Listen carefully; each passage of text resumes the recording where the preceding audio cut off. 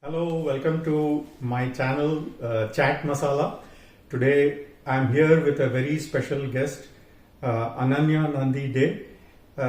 She's going to talk to us about a career which she has been in for a few years now, more than a decade.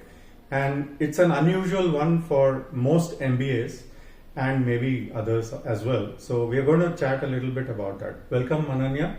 Thank you so much for having me on your channel. So let me start by asking you, you are into procurement as I understand it. Yes. And you've got into it when?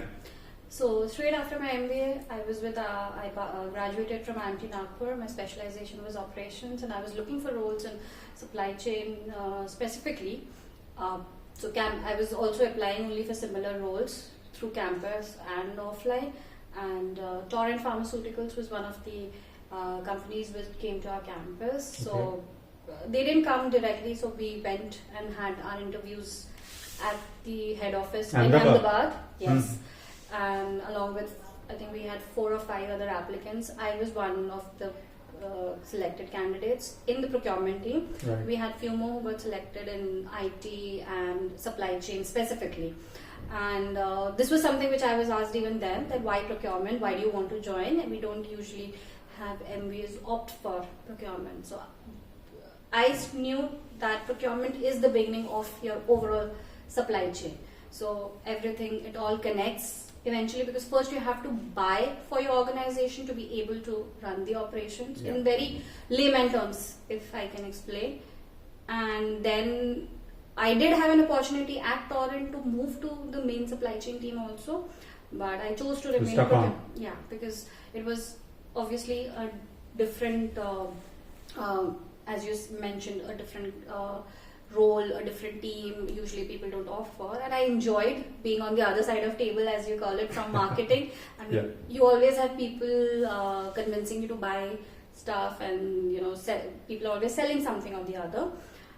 But I liked being on the other side, being one of the decision makers or influencing those decisions as to what the organization eventually buys. So what exactly did you procure for Torrent? So in Torrent, I was part of the project procurement at that point. There was an upcoming project, their new plant, greenfield project coming up in the SEZ zone, the Dahej.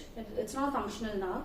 So I was mainly involved with the procurement of, first we did the tendering for who will be building the plant, the civil contracting of it. So, and you're an engineer. Yes, that obviously helps a lot, especially in the manufacturing sector.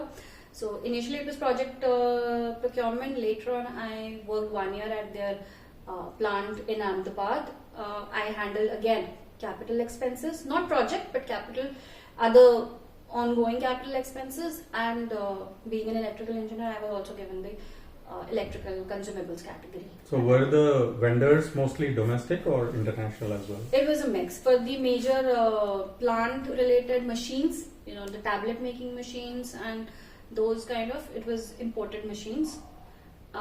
Few domestic suppliers. But for the contracting, like we had L&T, we had Shapoorji Pallonji, and the bigger players, we all have good domestic players in that sector.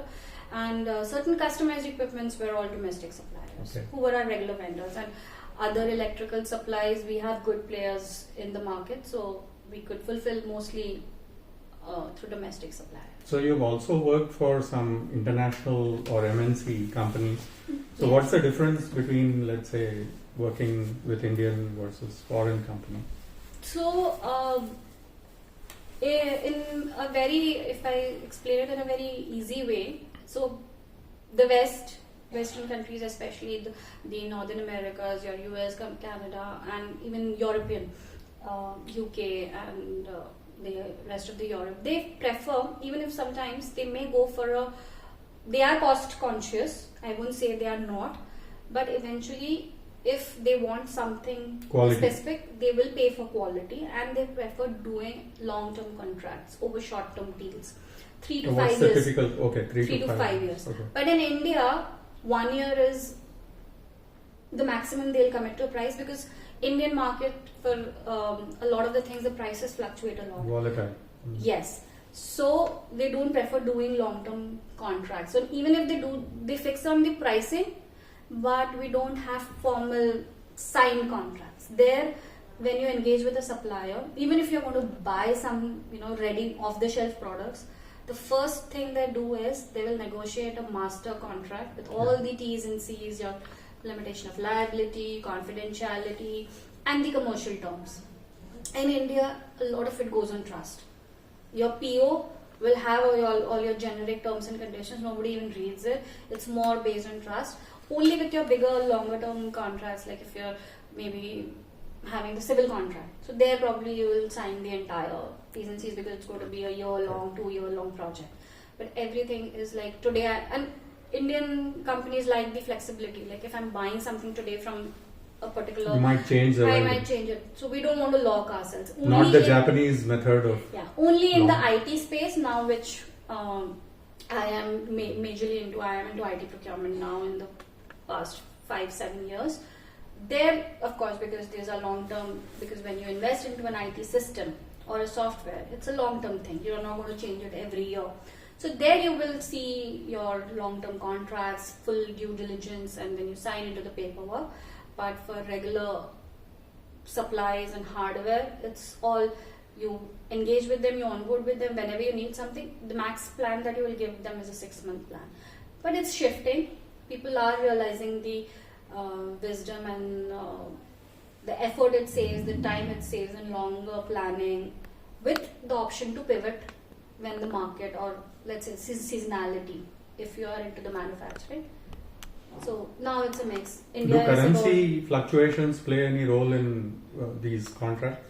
Yes. So that's why when we are doing international with international suppliers in India, we fix upon an exchange rate for a period. With there are certain riders, like if it goes beyond so and so percentage, either if it goes lower, then it has to be passed to us. If it goes higher, then we pay higher charges. So that's how you fix, or you keep it fluid that whenever the invoices are paid, it's on that particular day, whatever the exchange rate is. It works both ways. So, considering the job that you have been doing all these years, what are the skills that you think are required to be a good procurement person? Analytical skills, very good analysis. You have to be good with numbers. You have to know. You should be able to gather market intelligence as well. A good network is important to be able to know what's going on in the market. You should be in touch with your peers so that you know what kind of deals they are getting.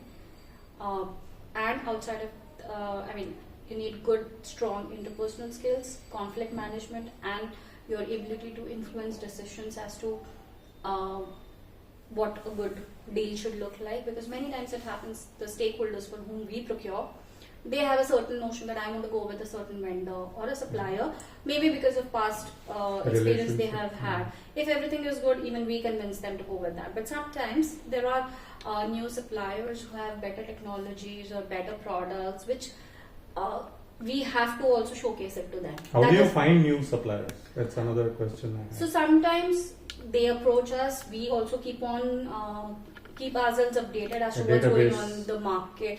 Like let's say, if I talk about outside of the major players like Google and Microsoft and SAP and Salesforce, these are the bigger players. But there are alternatives to them as well. So it's our job as procurement managers or category managers to keep ourselves updated if we are in that domain as to who are the new upcoming players. See what their products are. Does it fulfill anything that the organization that you're buying for needs?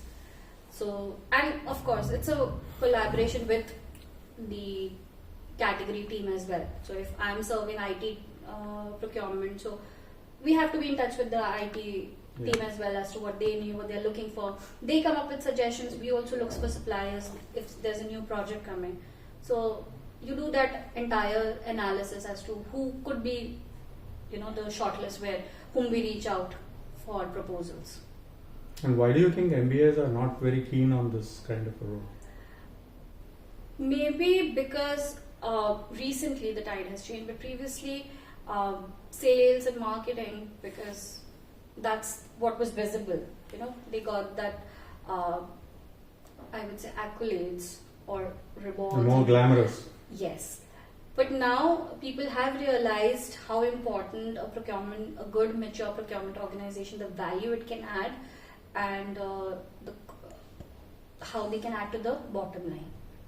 Sales and marketing always are going to add to your top line, but the bottom line is equally important, and the year-on-year savings and the costs that they're significant. There's always, I mean, sometimes it may feel that this is an existing vendor, there's not much we can do, but there's always something that can be done. Okay, coming to less serious things, Yes. what are your other interests apart from what you do at work? Okay, so reading has always been a hobby since childhood, and aside from that, I'll enjoy traveling with my family, and music plays a big part. I know. Both me and my husband, we both enjoy music, and quite a few of our favorite singers we share in common. And traveling, yeah. So you got Many your friends. interest in music from your dad, My mom? parents, yeah, and Bengalis in general, I think, enjoy the arts and the culture they do. and all of it. So yeah, that's how it is. Okay, thanks a lot. We had a very nice, interesting chat, and Thank I you. hope our viewers like it as much as I did. Thank you. Thanks.